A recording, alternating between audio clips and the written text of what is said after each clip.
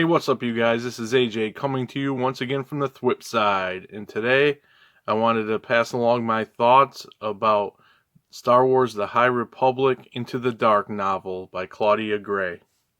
Before I get into this, I just want to say, just like what I said during my review of Light of the Jedi, I don't like politics into my hobbies and fandoms, so I'm not going to get into any politics here. It's just discussing this book. And while I welcome any comments, please refrain from putting any political comments in the comment section. I'd like to hear your thoughts in general, whether you like the High Republic or this book or the past book in general.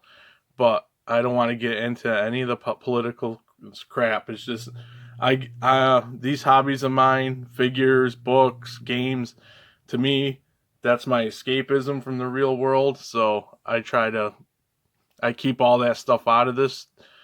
I like to keep my hobbies fun. So with that being said, I'll get into it. Okay, real quick, of course, you'll be seeing this throughout the review anyway, but here's the cover. Some nice artwork. I find it interesting that this character here, he just looks, on this cover to me, he kind of reminds me of Cal Kestis. He is Reese Silas in the book, one of the, like I said, main characters. I apologize if I get some of these names messed up or sounding weird, because they are Star Wars names and they're a little funky until you hear other people say them to help you decide how you actually pronounce them. But yeah, kind of similar artwork to Light of the Jedi. It seems that they're going for that kind of theme for the artwork for the book covers until you get to the children's books, the younger reader books. I don't think I'm really going to get into those. I am going to get into the comics. I haven't checked any out yet. But while I'm going to keep this spoiler free, I am going to mention like character names and like the gist of the book without giving up key plot points or plot points in general, really. The book actually centers around 4 Jedi. There's 2 Jedi Masters, Comac Vitus, Orla Jarani, and Jedi Knight Des Ryden, and a Padawan Reese Silas, who's right here. And they have a journey. Their adventure starts with when they board a ship called the Vessel that they commissioned to bring them to Starlight Beacon from the first, the space station in the Outer Rim from the first book. And the crew members of the vessel are the captain, Leox Gayasi, co-pilot Affie Hollow, who I believe is her, and their navigator, Geode. I do want to say I found these characters pretty interesting, starting with Comac, Vitus, and Orla Jarani. They do have a history together. When they were Padawans, they were on an adventure, which is discussed in like interludes in the book. So I thought that was really cool. Orla Jarani is actually just announced that she was going to become a Wayseeker, which is someone who kind of leaves the Order but doesn't leave the Order to seek her path in the Force. And Des Ryden, he's like kind of a newer knight. He's known as to be like a thrill seeker, so he's the action junkie. And he's got a kind of like a kinship in a way with Reese, because they share the same master, who is Jorah Mali, which she doesn't really make an appearance in the book. Well, a little bit, but they don't talk much about her. And Comac is like a Jedi academic in a way, and so isn't Reese. Comac is like a historian, kind of like what you would say as a Jedi counselor from like if you're playing like a role-playing game. But yeah, all 4 were really interesting. They brought different things to the table. Reese is pretty much the main character, And what I liked about him was he's not presented as this up and coming superstar Jedi. He's just a hard worker, a scholar. He preferred to be in the Jedi archives, and he's not necessarily like the most powerful Force user. So he works really hard to achieve like his accomplishments, his goals, to achieve his goals. So I thought that was really interesting, and it really drew me to him. And all these characters are really cool, and I like their dynamic. And as for the crewmate, Leox Jayasi is quite a character. He's like a space hippie. And Affie Hollow is actually, I think, the adopted daughter of the shipping guild that the ship called the vessel belongs to. And Geode is, I forget his species, but he's some kind of rock creature. And I think he was kind of put there for comic relief. I mean, it's okay, but when you read the book, you'll see, I think it would have worked better like on a TV show or something, more so than in a book, just the way the comic relief or whatever presents itself. So like I said, the Jedi commissioned the vessel to go to the Starlight Beacon opening, pretty much. And that's when the Legacy Run disaster from the first book, Light of the Jedi, takes place. So they are forced out of hyperspace because hyperspace is all out of whack. And they find themselves in like a remote part of the outer rim or frontier of space with several other stranded vessels. And there's a space station, mysterious abandoned space station. And that's where the adventure takes place, with all the ships docking to the space station. Now, as you may or may not have heard, there's a species of, this is kind of spoilery, a little bit of spoilers, so just earmuff it. But I'm not going to get into too much detail. But I just wanted to mention that because people may have heard that during the time of the High Republic, these like sentient plant creatures called the Drangir are discovered, and they are strong with the dark side of the Force, and so they will encounter them on their journey.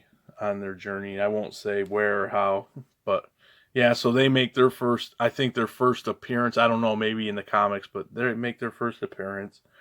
But in this book, one of the most interesting things for me is that it discusses problems with the Jedi Order's philosophy that even prevails during the time of the Clone Wars, and those problems with the Order that actually factor into Anakin's fall to the dark side, like how they forbid attachments, love, but it's weird. You can love, but you can't be attached. I don't know. How can you like love your partner but not be attached to them? I don't know. It's weird to me.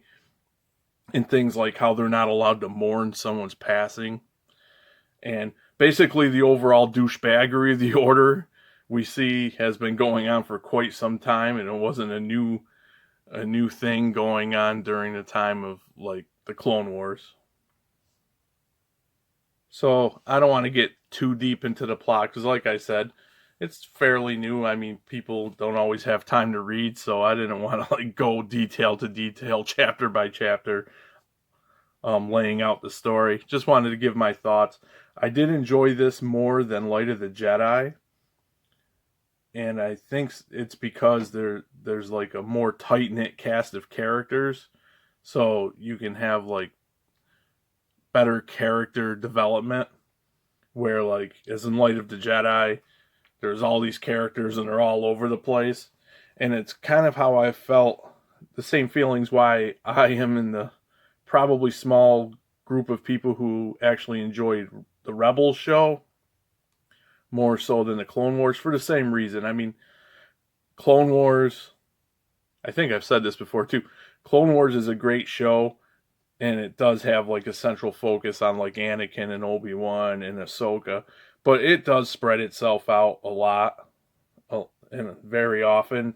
And Rebels is like the tight knit ghost crew, and that seems to be the same thing here, like between Light of the Jedi and Into the Dark.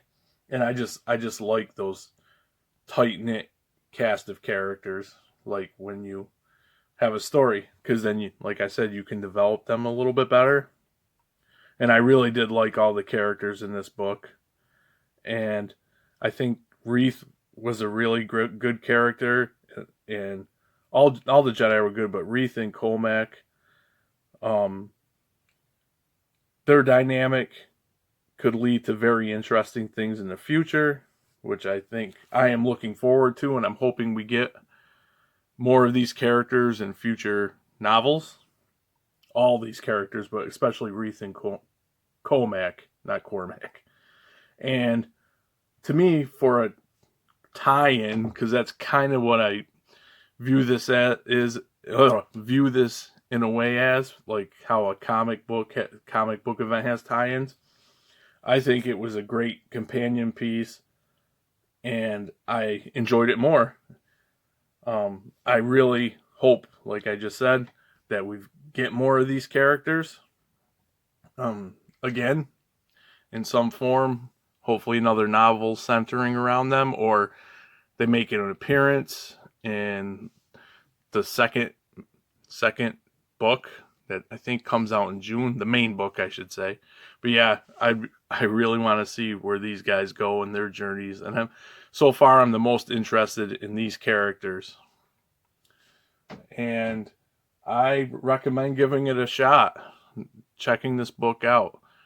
I mean, I hate to say it, but I like I was watching reviews on YouTube and things of that nature of the High Republic in general, and what I did not like is that most of these, well, reviews, if you could call them reviews, just ranting and saying how it's no good, it's garbage. You can tell just by how they're talking about the books that most of them don't get anything correct as to like what is actually in the book. So it's almost like clickbait in a way, and I think they just hear something and run with it. And I really don't agree with that. It's, if you don't like the book, I mean, for me, it's at least read it before you trash it. If you're going to be that vehement against it, and I mean, some of these people are just brutal, but you can tell they haven't even read it or even listened to it on an audiobook. And to me, it's like, if you're going to give your take on a book or anything in general, actually know what you're talking about and read the book or listen to the book. But they just take little tidbits and go with it. And yeah, so I'm glad.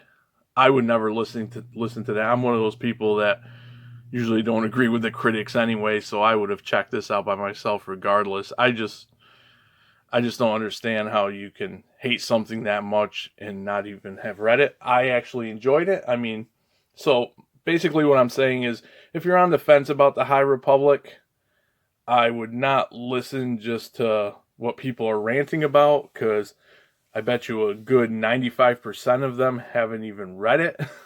And if you're on the fence, I would give it a try. And for those that did read it and don't like it, that's absolutely fine. Not everybody has to like the same things. And it might not be for some people. Right now, I'm enjoying it. In my review for Light of the Jedi, I believe I said, it was kind of slow at first. And actually, while I was reading that, I was like, I'm not sure. But I kept going, of course, because I was in the middle of the book. And very rarely, even if I don't like a book, will I stop reading it. And by the end, just towards the end got me to want to see what happens next. The end is what really got me on Light of the Jedi. This I wanted to check out because it's a young adult book, and I'm glad I did, because this is a good story in my opinion, and I really like it, and I would be happy just to read books with these characters. But yeah, just like I said, if you're on the fence, give it a try, give it a listen.